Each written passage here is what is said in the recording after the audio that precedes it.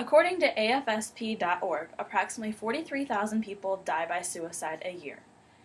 And for every suicide, there are approximately 25 attempts.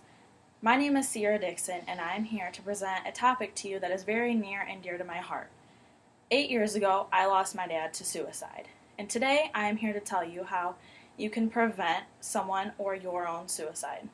So, if you are feeling suicidal, there are many things you can do. You can tell a trusted person, such as a family member, friend, mental health professional, doctor, or pastor if you are religious. If you don't have that trusted person that you can go to, you can call the suicide hotline 24/7, which is 1-800-273-TALK. If someone else comes to you and tells you that they are feeling suicidal, again, you can tell a trusted person or someone who can help more than you can. If it is immediate and you feel that they are in imminent danger, you can either call 911 or you can bring them to the emergency room to get help. Some of the warning signs that you need to look for is if someone is talking about suicide or talking about how people would be happier after they're gone or things along those lines. Another thing that you need to watch out for, if someone is looking for a lethal weapon, such as a gun or a knife, and they are not that type of person. If someone has no hope for the future, or they are giving away prized possessions, such as if somebody is a big rock concert person and they start giving away band t-shirts and things like that that are really important to them, they might be thinking about suicide.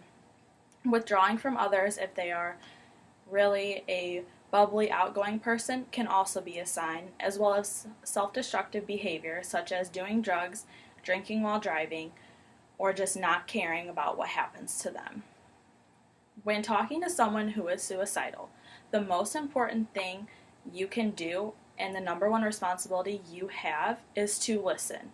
They are coming to you for a reason, so the worst thing you could do would be to ignore them or freak out on them because you don't see their side. Another thing you need to do is be sympathetic, understand where they are coming from, and be non-judgmental. The last thing you can do is to offer hope. Arguing with them is not a way to handle it, and being negative about their situation is only going to make matters worse and make them feel like they can't talk to anybody else.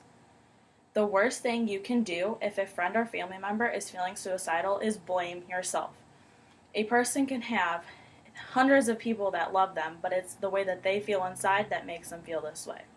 For those of you who have never been suicidal, and I hope many of you haven't, being suicidal is like walking down a tunnel.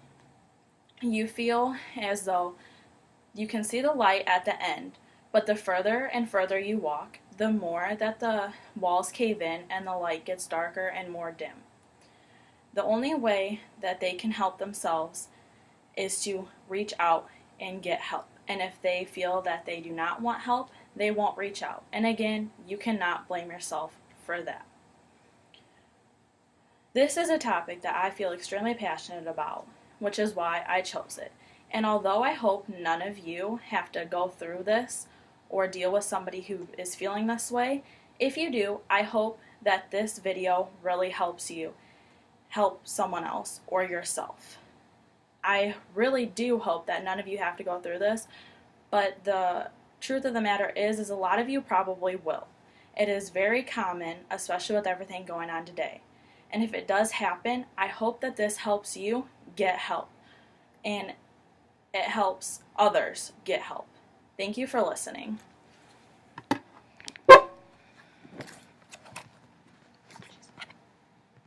It went blank. Yay!